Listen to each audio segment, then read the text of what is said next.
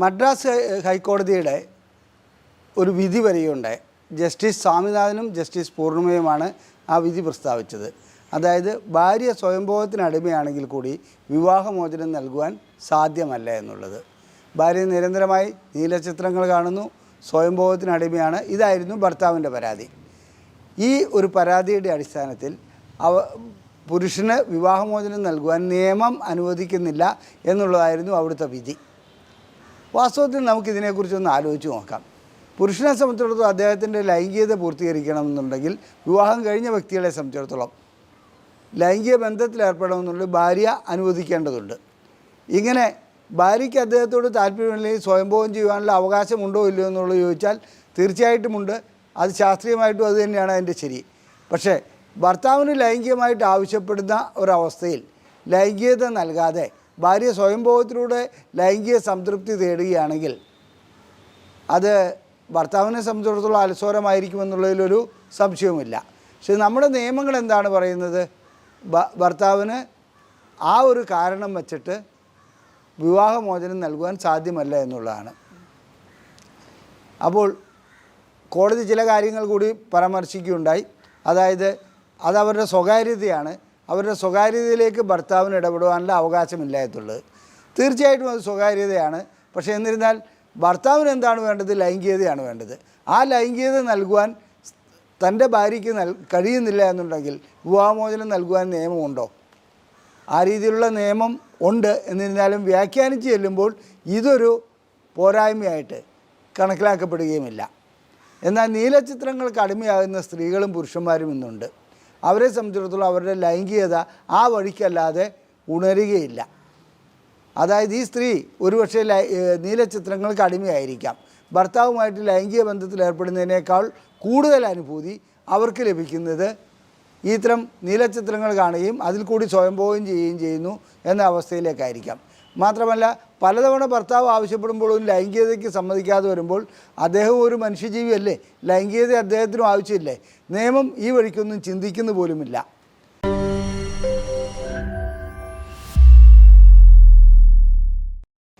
ലൈംഗിക കാര്യങ്ങളിൽ നമ്മൾ ഉണ്ടാക്കി വച്ചിരിക്കുന്ന പല നിയമങ്ങളും പരമ അബദ്ധമാണെന്നുള്ളതാണ് എനിക്ക് പറയാനുള്ളത്. കാരണം പല കാര്യങ്ങളിലും അതിനകത്ത് മാറ്റം വരുത്തേണ്ടതുണ്ട്. ഈയിടെ ഒരു വ്യാപാരി എന്തോ കമൻറ്റ് രേഖപ്പെടുത്തിയെന്ന് പറഞ്ഞ് അദ്ദേഹത്തെ പിടിച്ച് അറസ്റ്റ് ചെയ്യുകയും അദ്ദേഹത്തെ ജയിലിൽ 5 ദിവസം ഇടുകയും പിന്നീടാണ് ജാമ്യം ലഭിച്ചത്. അപ്പോൾ ഇത്തരം നിസ്സാര കാര്യങ്ങൾക്കൊക്കെ അതിനൊക്കെ വല്ല ഫൈൻ അടച്ച് തീർക്കേണ്ട കാര്യങ്ങൾക്കൊക്കെ കടുത്ത ശിക്ഷ നൽകുന്ന നിയമങ്ങളാണെന്നുള്ളത്. എന്നാൽ വേണ്ട കാര്യത്തിനൊന്നും നിയമം ആ രീതിയിൽ പ്രവർത്തിക്കുന്നുമില്ല എന്നുള്ളതാണ് ദുഃഖകരമായ വസ്തുത. നമുക്ക് ആ സ്ത്രീയിലേക്ക് തിരിച്ചു വരാം. അവരെ സംബന്ധിച്ചിടത്തോളം അവരുടെ ലൈംഗിക അനുഭൂതി അല്ലെങ്കിൽ ലൈംഗിക രതിമൂർച്ച ലഭിക്കുന്നത് നീലച്ചിത്രങ്ങളിലൂടെ മാത്രമാണെങ്കിൽ ഒരു ഭാര്യ എന്ന ഡ്യൂട്ടി ചെയ്യുവാൻ, ഭാര്യ എന്ന ചുമതല നിർവഹിക്കാൻ അവർക്ക് കഴിവുണ്ടോ ഇല്ലയോ എന്ന് ചോദിച്ചാൽ ഒരു സെക്സോളജിസ്റ്റ് എന്ന ലെവലിൽ ഞാൻ പറയുന്നു അത് അവർക്ക് ഭാര്യ എന്ന ലെവലിലുള്ള കർമ്മം നിർവഹിക്കാൻ കഴിയുന്നില്ല. അവർക്ക് അവരുടെ കാര്യം നിർവഹിക്കുവാൻ കഴിയുന്നുണ്ട്. ഇനി കുറച്ചുകൂടി കഴിയുമ്പോൾ അവർ നീലച്ചിത്രങ്ങൾക്ക് വീണ്ടും വീണ്ടും അടിമയാവുമ്പോൾ ഭർത്താവുമായിട്ടുള്ള ബന്ധം തീരെ ഇല്ലാണ്ടാവും. അവർക്ക് ആ രീതിയിൽ സ്വയംഭോഗം ചെയ്യുന്നതിൽ മാത്രമായിരിക്കും അനുഭൂതി. പുരുഷന്മാരിലും ഈ പ്രവണത കണ്ടുവരുന്നുണ്ട്. വിവാഹം കഴിച്ചു, ആ കിടക്കയിൽ കിടന്ന് തന്നെ സ്വയംഭോഗം ചെയ്യുന്നു എന്ന പരാതിയുമായി പല സ്ത്രീകളും ഞങ്ങളെ സമീപിക്കാറുണ്ട്. അതിനെന്തെങ്കിലും മാർഗമുണ്ടോ, ചികിത്സയുണ്ടോ എന്നുള്ളത്. ഇതിൻ്റെ കാരണം അവരുടെ കണ്ടീഷനിങ് അതിനോടായി മാറിയിരിക്കുന്നു. അത്തരം ലൈംഗിക ബന്ധത്തിൽ ഏർപ്പെടുന്ന പുരുഷനും അതുപോലെ തന്നെ ഇത്തരം നീലച്ചിത്രങ്ങൾ കണ്ടിട്ട് സ്വയംഭോഗം ചെയ്യുന്ന സ്ത്രീകളുമെല്ലാം ചെയ്യുന്ന ഒരു തെറ്റ്, പ്രധാനപ്പെട്ട തെറ്റ് തൻ്റെ ഇണയെ അവഗണിക്കുന്നു എന്നുള്ളതാണ്. ഇമ്പോർട്ടൻസി ഉണ്ടെങ്കിൽ സാധാരണ രീതിയിൽ തെളിയിക്കപ്പെട്ടാൽ വിവാഹമോചനം ലഭിക്കും. ഇതും ഇമ്പോർട്ടൻസിക്ക് തുല്യമായ കാര്യങ്ങളല്ലേ എന്നുള്ളത് നിയമജ്ഞർ പരിശോധിക്കേണ്ട കാര്യമാണ്. നിയമം അതിനനുസരിച്ച് പരിഷ്കരിക്കേണ്ടതുണ്ട്. വാസ്തവത്തിൽ നീലച്ചിത്രങ്ങൾ കാണുന്നത് തെറ്റല്ല, സ്വയംഭോഗം ചെയ്യുന്നത് തെറ്റല്ല. ഇത് രണ്ടും കോടതി പരിഗണിച്ചിട്ടുണ്ട്. അതിനോട് എനിക്കും യോജിക്കാൻ കഴിയുന്നുണ്ട്. പക്ഷേ നാം ഉണ്ടാക്കി വച്ചിരിക്കുന്ന നിയമത്തിൽ അടിസ്ഥാനപരമായിട്ട് എവിടെയോ ഒരു തെറ്റുണ്ട്. ആ എന്താണെന്ന് വെച്ചാൽ ഭർത്താവിൻ്റെ ലൈംഗിക അഭിലാഷം പൂർത്തീകരിക്കുവാൻ ഭാര്യ മനഃപൂർവമോ അല്ലാതെയോ ഏതെങ്കിലും രൂപത്തിലുള്ള പ്രവർത്തനങ്ങളിൽ ഏർപ്പെടുകയാണെങ്കിൽ തീർച്ചയായിട്ടും അത് ആ വഴിക്ക് വിവാഹമോചനം നൽകേണ്ട ഒരു ബാധ്യതയില്ല എന്നുള്ളതാണ് ഞാനിവിടെ ചോദിക്കുന്നത്. നിയമം പരിഷ്കരിക്കേണ്ടതുണ്ട്. ഇത്തരം കാര്യങ്ങളിലൊക്കെ, അതായത് നിയമത്തിൻ്റെ കാര്യങ്ങൾ കൂടി പോകുമ്പോൾ, ഈ ലൈംഗിക കാര്യങ്ങളിൽ നിയമം ഉണ്ടാക്കുമ്പോൾ ഏതെങ്കിലും ഒരു, അതായത് നിയമജ്ഞർ മാത്രം ഇരുന്ന് ഉണ്ടാക്കേണ്ട ഒരു കാര്യമല്ല അത്. അതിൻ്റെ സെക്സോളജിസ്റ്റുകളെ വിളിക്കണം, അതുപോലെ തന്നെ സൈക്കോളജിസ്റ്റുകളെ വിളിക്കണം, ഈ രീതിയിലുള്ള മറ്റ് അഭിപ്രായങ്ങൾ തേടേണ്ട ഒത്തിരി പ്രമുഖ വ്യക്തികളെ വിളിക്കേണ്ടതുണ്ട്. അതിനുശേഷമാണ് ഈ നിയമം ഡ്രാഫ്റ്റ് ചെയ്യേണ്ടത്.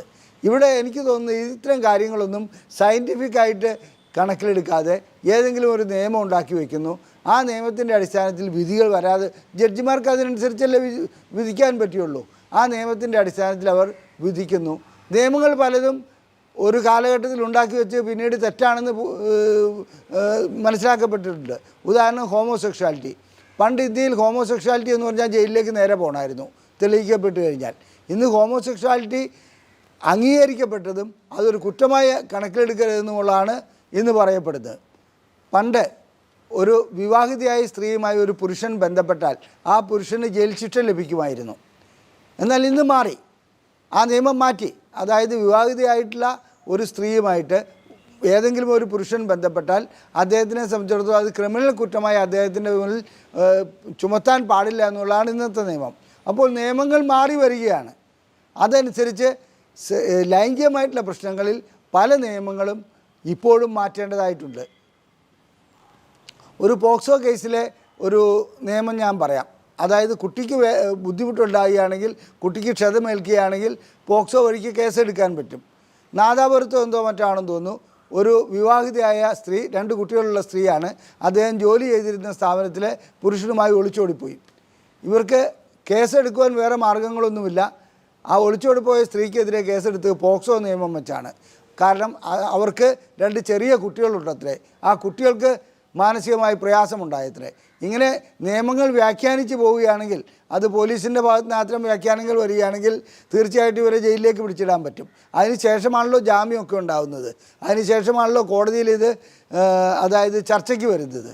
ഇതേപോലൊരു സംഭവം കേരള ഹൈക്കോടതിയിൽ നിന്ന് ഒരു വ്യാഖ്യാനമുണ്ടായിട്ടുണ്ട്. അത് നാം സ്വാഗതം ചെയ്യേണ്ട ഒരു വ്യാഖ്യാനമാണ്. ഒരു വ്യക്തി ആലുവ പാലസിൻ്റെ, അതായത് ആലുവ കൊട്ടാരത്തിൻ്റെ മുമ്പിൽ നിന്ന് നീലച്ചിത്രങ്ങൾ കാണുകയാണ്. 10-12 വർഷം മുമ്പുള്ള കഥയാണ്.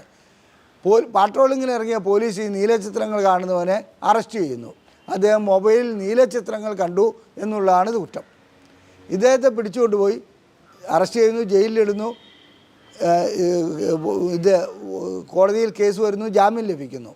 ആ കേസ് തള്ളിക്കളയണമെന്ന് പറഞ്ഞ് ഇദ്ദേഹം ഇതേ സമാന കേസുകളിൽപ്പെട്ട കുറച്ച് പേര് കൂടി ഹൈക്കോടതിയെ സമീപിക്കുന്നു. ഹൈക്കോടതി അത് വിലയിരുത്തി ഏത് രീതിയിലാണ് ഇതൊരു കുറ്റമാകുന്നത്. സാധാരണ രീതിയിൽ ഒരു നീലച്ചിത്രം കാണുകയോ അല്ലെങ്കിൽ ഒരു ന്യൂഡായിട്ടുള്ള അല്ലെങ്കിൽ നഗ്നത ആയിട്ടുള്ള ഒരു ചിത്രം ആരെങ്കിലും കാണിച്ചു കൊടുക്കുകയോ അല്ലെങ്കിൽ അതനുസരിച്ച് പെയിൻറ്റിങ്ങോ ഡ്രോയിങ്ങോ എന്തുമാകാം, അത്തരം ചിത്രങ്ങൾ കാണിച്ചു കൊടുക്കുകയാണെങ്കിൽ അത് കുറ്റമാണ്. അതേസമയത്ത് സ്വന്തമായിട്ട് അത് കാണുകയാണെങ്കിൽ അതിന് എങ്ങനെ കുറ്റമെന്ന് പറയാൻ പറ്റും? ഇതാണ് ഹൈക്കോടതി ചോദിച്ചത്. ജസ്റ്റിസ് കുഞ്ഞികൃഷ്ണനാണ് ആ വിധി പ്രഖ്യാപിച്ചതെന്ന് എനിക്ക് തോന്നുന്നു. അങ്ങനെ അതിലൊരു വലിയ മാറ്റം തന്നെ വരുത്തിയുണ്ടായി. അത് പോലീസിൻ്റെ ഭാഗത്തു നിന്ന് ഒരു നീലച്ചിത്രം ഒരുത്തൻ കണ്ടു എന്നുള്ളത് കുറ്റമാക്കിയെടുക്കാൻ കഴിയുന്ന ഒന്നേയല്ല. എന്നാൽ പോലീസിനെ സംബന്ധിച്ചിടത്തോളം ഇത്തരം ചില മിഥ്യാധാരണകളുണ്ട്. അതായത് നീലച്ചിത്രങ്ങൾ കാണുന്നു, ഒറ്റയടിക്ക് അവനെ പിടിച്ച് അറസ്റ്റ് ചെയ്യുക എന്നുള്ളത്. അദ്ദേഹത്തിൻ്റെ മൊബൈൽ കണ്ടു കിട്ടിയിരുന്നു. നാം ആവശ്യമില്ലാത്ത കാര്യങ്ങളിൽ ലൈംഗികതയിൽ നിയമങ്ങൾ ഉണ്ടാക്കിയാണ് ചെയ്യുന്നത്. ഒരുത്തൻ നീലച്ചിത്രം കാണുന്നു, മറ്റൊരാൾക്ക് ഉപദ്രവമില്ലെങ്കിൽ നാം എന്തിനെ കുറ്റമായി കാണണം? അത് അദ്ദേഹത്തിനെ സംബന്ധിച്ചിടത്തോളം ദോഷമുണ്ടാകുമെന്നുള്ളത് വളരെ പ്രധാനപ്പെട്ട കാര്യമാണ്. മാത്രമല്ല കോടതി വിധിയിൽ മറ്റൊരു കാര്യം കൂടി പറയുന്നുണ്ട്. നീലച്ചിത്രങ്ങൾ കാണുന്നത് തെറ്റാണ്. നീലച്ചിത്രങ്ങൾ എങ്ങനെ കാണുകയാണെങ്കിൽ ദോഷമുണ്ടാവും. മാത്രമല്ല ഇന്നത്തെ ചെറിയ കുട്ടികൾ പോലും നീലച്ചിത്രങ്ങൾ കാണുന്ന അവസ്ഥയിലേക്ക് വന്നിട്ടുണ്ട്. ആൻഡ്രോയിഡ് ഫോണിൻ്റെ വരവോടുകൂടി അത്തരം പ്രശ്നങ്ങൾ ഉണ്ടായിട്ടുണ്ട്. ഇതൊക്കെ ജസ്റ്റിസ് കുഞ്ഞികൃഷ്ണൻ പഠിക്കുകയും അതിനുശേഷം എന്നാൽ ഈ വ്യക്തി ചെയ്തത് ആലുവ പാലസിൻ്റെ മുമ്പിൽ നിന്ന് അദ്ദേഹം സ്വന്തം നീലച്ചിത്രങ്ങൾ കണ്ടുവെങ്കിൽ അതൊരു കുറ്റമേ അല്ല എന്നുള്ളതാണ് കോടതി വിധിച്ചത്. അപ്പോൾ ലൈംഗിക പ്രശ്നങ്ങളിലുള്ള പല കാര്യങ്ങളിലും ഇപ്പോൾ നിലവിലുള്ള നിയമങ്ങൾ പരിഷ്കരിക്കേണ്ട സമയം കഴിഞ്ഞിരിക്കുന്നു. അങ്ങനെ പരിഷ്കരിക്കാത്തിടത്തോളം കാലം പോലീസിന് അനാവശ്യമായി ഇടപെടുവാൻ കഴിയും. ഒരു ഉദാഹരണം സെക്സ് ടോയ്സിൻ്റെ വിൽപ്പനയാണ്. സെക്സ് ടോയ്സ് ലൈംഗികമായിട്ട് വളരെ ഉപകാരപ്രദമായ ഒരു സംഗതിയാണ്. അത് ഇന്ത്യയിൽ നിരോധിക്കപ്പെട്ടിരിക്കുന്നതിൻ്റെ കാരണം നേരത്തെ പറഞ്ഞ ഇതാണ്. അതായത് ലൈംഗികമായിട്ടുള്ള നഗ്നതാ പ്രദർശനത്തിൻ്റെ ഭാഗമായി അതിനെ പെടുത്തുന്നു. വാസ്തവത്തിൽ ഒരു കോഡുണ്ടാക്കി ലൈംഗിക കാര്യങ്ങളിൽ, അത് പോക്സോയിൽ ഒട്ടനവധി പ്രശ്നങ്ങൾ, അത് ഞാൻ ഇതിനു മുമ്പ് ഒരു വീഡിയോയിൽ പ്രതിപാദിക്കുകയുണ്ടായി. പല കാര്യങ്ങളിലും ലൈംഗികമായിട്ടുള്ള നിയമങ്ങൾ നാം ഉണ്ടാക്കി വച്ചിരിക്കുന്നത് വിക്ടോറിയൻ ആറ്റിറ്റ്യൂഡിൻ്റെ പിൻബലത്തിലാണ്. മാത്രമല്ല അതൊക്കെ പരിഷ്കരിക്കേണ്ട കാലവും കഴിഞ്ഞിരിക്കുന്നു. ബോംബെ ഹൈക്കോടതിയിൽ സെക്സ് ടോയ്സിനെ കുറിച്ചൊരു വിധി വന്നു. ഇപ്പോൾ ജസ്റ്റിസ് കുഞ്ഞികൃഷ്ണൻ്റെ വിധി വന്നു. അതുപോലെ തന്നെ ഇത്തരം പല കാര്യങ്ങളിലും പല വിധികളും പുതിയതായി വരുന്നുണ്ട്. നിയമങ്ങൾ മാറേണ്ടിയിരിക്കുന്നു.